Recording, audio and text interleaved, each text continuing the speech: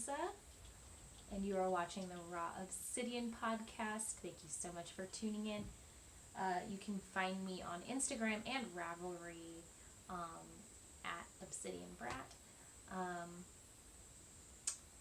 It's been a while since my last podcast. It was probably about a month and a half. It was a lot longer than I wanted to go. I had so many plans to film, and Esperanza just turned 5 months and had like the worst 4-month sleep regression, and I was also having breastfeeding issues, and it was just a hard time for both of us. So now I'm coming to you after all of that has passed, thank God. But in that time, I've been able to finish some projects. I have started some projects, even though I said I wasn't going to start anything until I finished all of my whips. I have a new one. Had a few. Yeah, so I guess I'll start with the first one. My first finished object. Yay, finished objects. My first finished object I don't have with me because it's in the car, because Zaz has been getting a lot of wear out of it. I made her the classic cuffed hat with a palm from Pearl Soho. Instead of doing one palm, I did two. Yeah, and she loves it. It's very warm. It's the 0 to 6 month size, so she has a little bit of wiggle room to grow into it. I'll insert a photo here. It's a beautiful color of blue. It's Madeline Tosh worsted weight.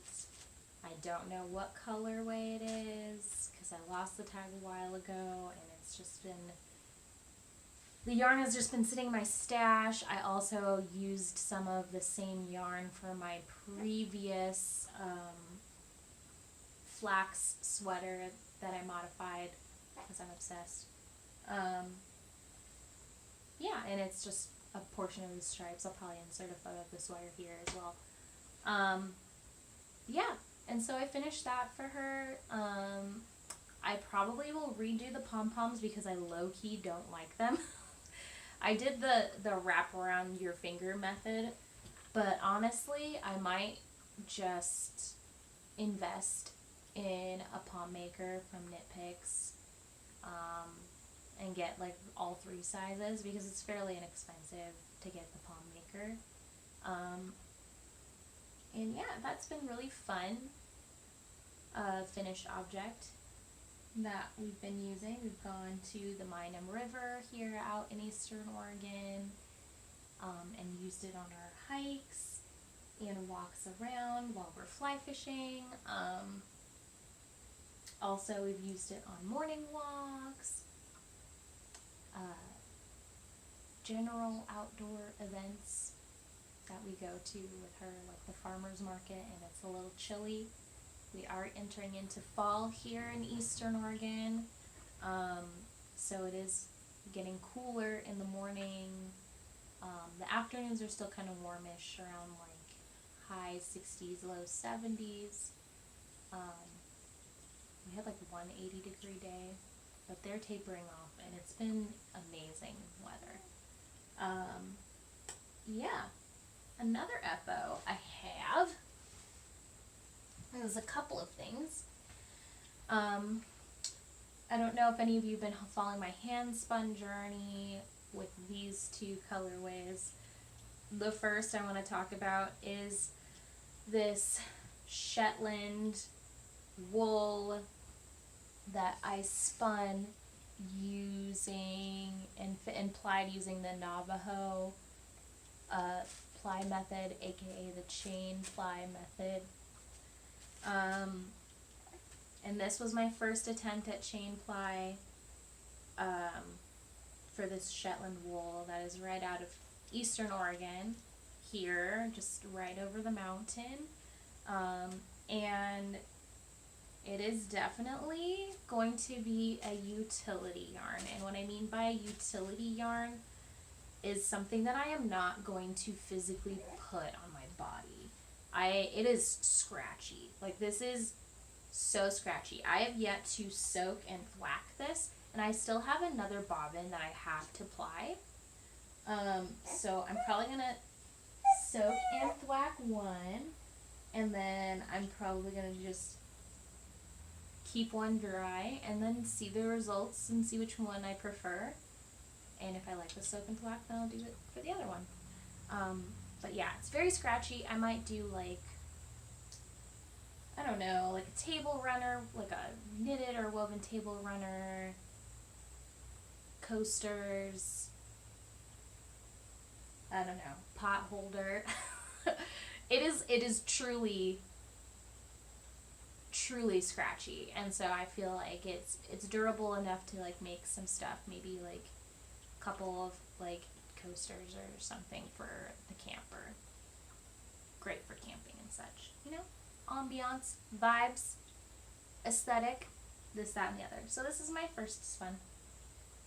My second hand spun is the this Polwarth silk from Greenwood Fiber Works in burnt orange, and this is my second attempt at Navajo ply, and it is definitely much more consistent. The first, for that Shetland wool, there was a lot more twist in that. I was just kind of like playing with it, seeing how I could do it. There are definitely some parts on this that are slightly over twisted, which gives it a little bit more play and a little bit more action, but I don't know, this is extremely soft, and spinning this at first was a little difficult because I need to replace the tension spring in the Scotch tension of my Ashford Traveler spinning wheel. It is very stretched out, so finding the right tension was very difficult for this fiber, because it is so soft. It definitely seems more like a combed top, and it's just like very silky, very nice on the hands, nice on the skin. So yeah, once I got the flow, man, it was great. And I even tried my hand at long draw with this particular spin. Yeah, and it was really fun, and I still have quite a bit more of this. This is the first skein of many, I feel like. I have quite a bit more to spin, and I'm looking forward to that. I'm probably going to try just different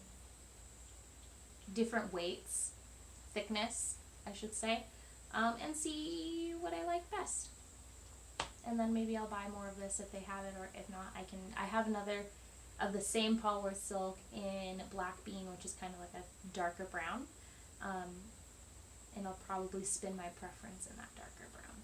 But for now, this is like super soft. I'm looking forward to making probably a pair of hand mitts, like fingerless mitts for this,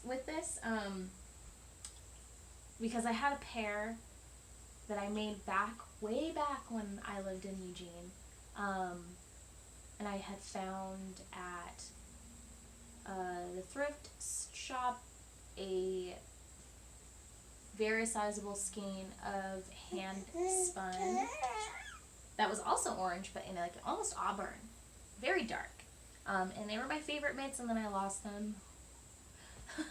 So I need to spin up another pair of mitts, and that's what I plan on doing. Yeah. What's up? Yeah, so those are my FOs. I want to say, let's move on to one of my whips. I mean, I'm still working on my fuchsia blue shawl. Y'all have seen that like a million times, so I don't need to show you that again. My current whip, in the same Madeline Tosh colorway that I used for Zaza's hat, I'm making her a sweater in the, I think it's like 0 to 6 month size. And of course it's the flax sweater. It's my favorite sweater pattern I use as a recipe.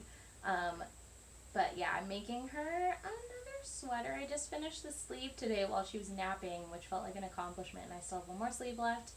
Hopefully I can finish that today, and then I'll block it and see how it looks on her. Maybe take a little photo, but it's very soft. She has the same sweater in the actual flax pattern, knitted by Rhiannon from Rio Knits. She also has a podcast.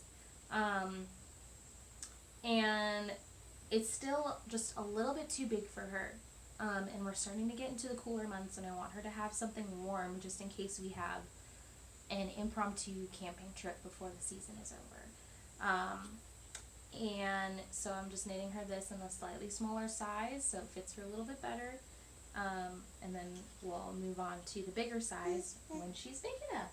Right, sweet girl? Yeah? Yeah. So that's my current whip. We can move on to acquisitions. So recently, I took a leap of faith, leap of the gut, saying, I deserve it. I deserve my very first yarn bowl. And here it is. It is beautiful.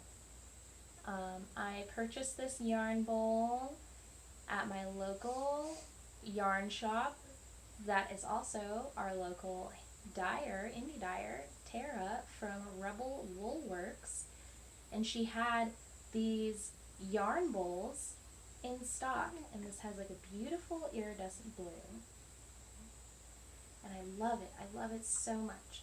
I have been using it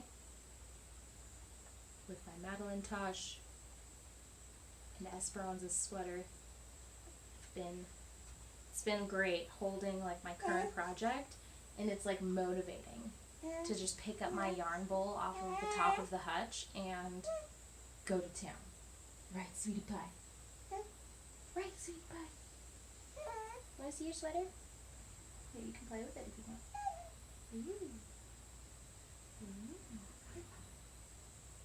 But yeah, that yarn bowl is just, it feels so nice. Hi, sweet girl. And it has been really great to have. I feel like I've been putting off getting a yarn bowl since I started knitting. Oh, did I scare you? I'm sorry. And I just wanted to get one when I felt like I had matured enough in my knitting that I wasn't going to just like get into knitting for a hot second and then decide that I hated knitting. But thank the Lord that I am still a diehard knitter, and now spinner. So yeah, I got myself a yarn bowl. I also, let's scoot Esperance. I also purchased some yarn from Rebel Wool Works. And this is from their, you can help me open it? This is from their Tara's Villain colorways that she created, not for the month of, I'm not sure if it's for the month of October, but there you go, you can play with the paper.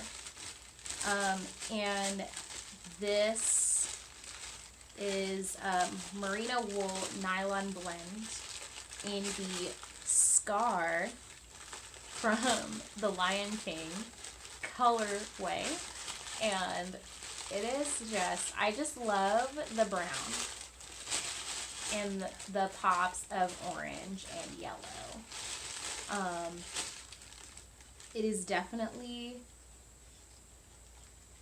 some of the coolest sock yarn that I've gotten from an indie dyer, and the fact that it's an indie dyer in town that I get to support is great. I got this sock yarn to knit Jordan another pair of socks. I feel like I have like struggle bus knit that man's socks over and over and over again. I knit him, I think, is it barley or is it flax socks? It's part of the Tin Can Knits free Learn to Knit collection. And so I knit, of course, the sweater for myself when I was learning how to knit a sweater. Bless you, sweet baby. And I knit him a pair of socks from that. And then I also just used the vanilla sock pattern that I have saved in my Ravelry to knit him a second pair of socks in this beautiful wheat colored BFL wool that I got from Oregon Flock and Fiber. And so this is going to be his third pair of socks that I'm knitting him. Every single pair of his socks is like, he wears them and he loves them. They just get so not well taken care of. So here I am again knitting him another pair of socks. I'm probably going to buy another skein of this scar colorway if Tara still has it in the shop, or just another sock skein in a different colorway because I need more socks. I have other sock yarns that I could use, and I have socks that I need to darn and or retire and remake, and I still have the same yarn, so I can make a second pair of socks out of them. But I also just like new yarn, like any other weirdo like me. So this is my second acquisition from Rebel Woolworks. Support her, follow her on Instagram. Yeah, local to Oregon dyers. She's amazing. Her work is amazing. And I just love talking with her about everything that she's working on. And I guess I'll talk about this little nugget right here.